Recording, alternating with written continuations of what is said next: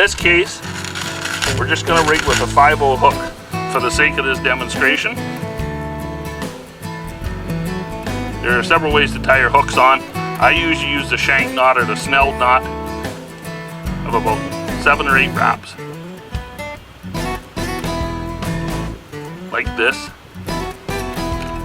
And of course we know when you're fishing, once you've tied the knot, tighten it down good. Clip off your tag, nice and short so it's not going to interfere with anything. And as you know, you're fishing moving water, all moving water in British Columbia, in fresh water, of course, streams and rivers. It's all single barbless hook.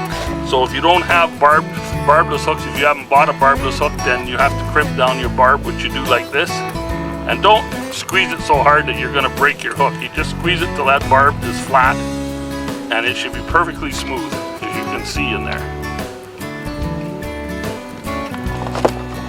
Okay, here's your leader now. You've got your hook. Generally, we fish 2 beads, 2 size 8 beads, okay? These are plastic beads which you can buy in your local tackle shop. And the reason I say usually I put 2 on above the hook is that you want to keep your spin glow. There's your beads rigged above your hook. And when you put your spin glow on,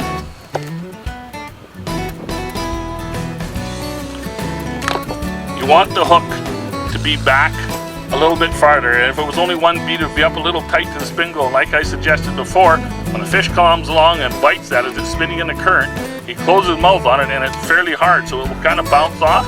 And if the hook is back a little farther, it's a much better chance it's going to hook up into the fish. And that is actually quite important. Okay, there's the leader. We'll just set that aside for now. And on our bar rig, you'll see there's different kinds. Some bar rigs are made like this and they have a snap swivel right on here and place it as barrel swivel, and you would hook your weight right to there.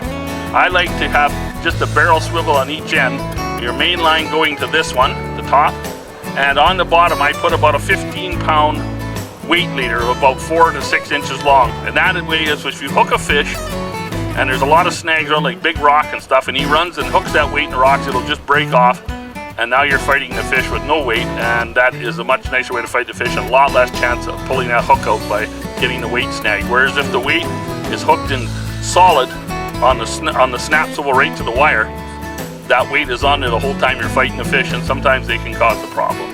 By just, if the fish happens to jump a couple times, you've got that 16-ounce weight flying around the air to pull the hook out, or if it snags up on the bottom somewhere, it's not going to break off. The only thing it might break is your main line or your leader. So this is the way I rig that.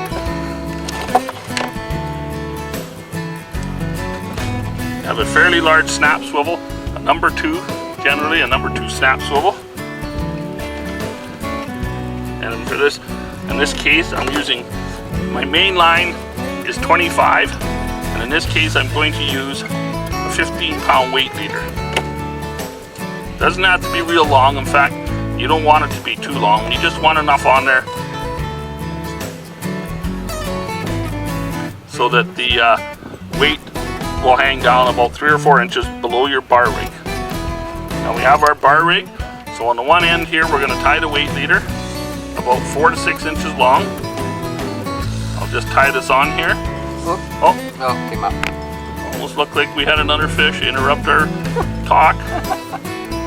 Okay, now if you see here, now this part of the bar rig we have rigged. Okay, so now we have the main line here.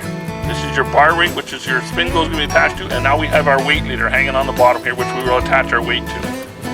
Okay, now the next step is we attach our leader with our spin glow all made up, 36 to 40 inches, and you can put it on a snap swivel on the end of your leader and just clip it on here. But generally, most people, they just tie right to the bar rig. It's kind of like the old adage that the less mechanical stuff you have on your line, the better off you are. Wet your leader, tighten it up. Okay, so now we have, Chris, if you can possibly hold that out. Okay, and I will hook the weight on here just to show you what it looks like. So now you've cast out in the river. This sits on the bottom. The spindle is buoyant, so it floats out in the current and sits there and spins. Now the one other thing I'm going to show you about this rig and why we have the beads on here. What you want to do is I like to pull this thing right to the top.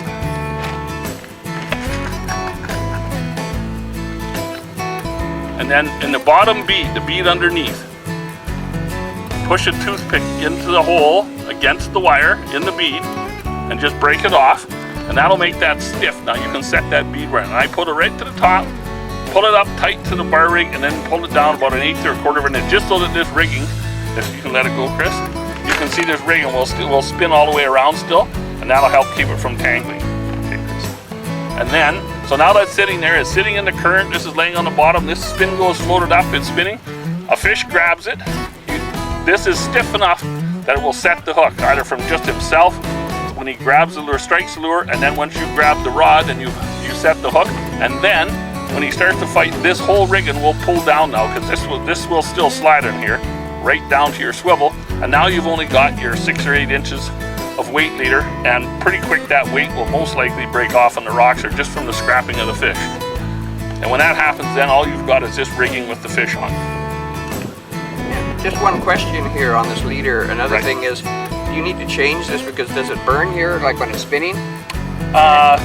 Generally it doesn't. I mean, sometimes you feel if you check your leader, I mean, all your rigging you should check, you know, a couple times a day, because you never know when your weight, when you cast out, might land on your leader when it first hits the bottom, and you can bruise your leader. And like Chris mentioned, sometimes you will get some wear from the spinning glow, right? Fish, fish, fish. Fish. There's a fish. Top line. Go ahead, grab it. Go ahead, grab it. It's out of the water.